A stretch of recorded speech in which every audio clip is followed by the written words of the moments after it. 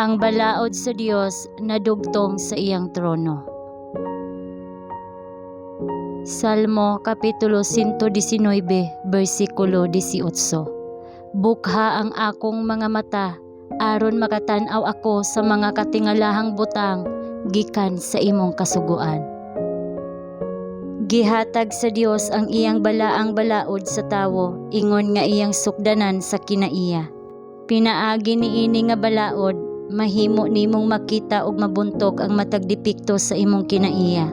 Mahimo nimong ibulag ang imong kaugalingon gikan sa matag Dios ug isumpay ang imong kaugalingon sa trono sa Dios, pinaagi sa bulawan nga kadena sa grasya ug kamatuoran.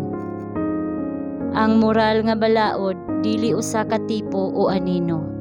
Kini naglungtad na sa wala pa ang paglalang sa tawo ug mulungtad samtang ang trono sa Dios magpabilin.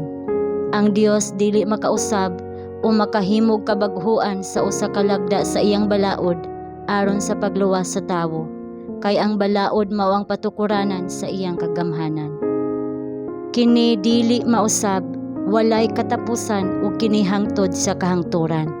Aron ang tawo maluwas ug aron ang kadungganan sa kasuguan mapadayon, gikinahanglan alang sa anak sa Dios sa paghalad sa iyang kaugalingon, ingon nga halad alang sa sala. Siya nga wala makaila sa sala, nahimong sala alang kanato. Siya namatay alang kanato didto sa Kalbaryo. Ang iyang kamatayon nagpakita sa kahibulungang gugma sa Dios alang sa tawo ug ang pagkadili mausab sa iyang balaod.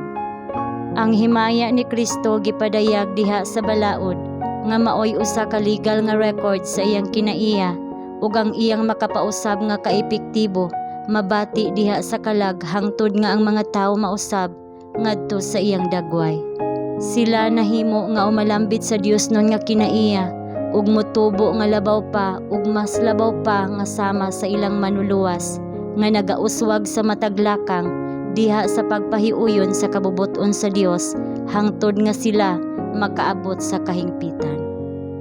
Si Kristo nagdisenyo nga ang hanay sa langit, ang plano sa langit sa kagamhanan, ang langit dong panag-uyon, igarepresentar sa iyang simbahan dinhi sa yuta. Sa ingon niini diha sa iyang katawhan siya gihimaya. Pinaagi kanila ang adlaw sa pagkamatarong mudan-ag sa masidlak nga kasilaw sa kalibutan.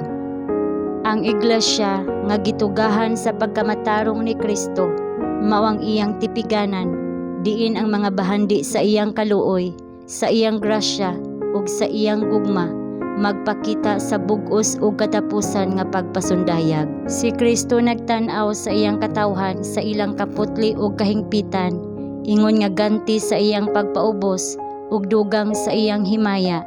Si Kristo ang dakong sentro, gikan kang kinsa nagdan-ag ang tanang himaya.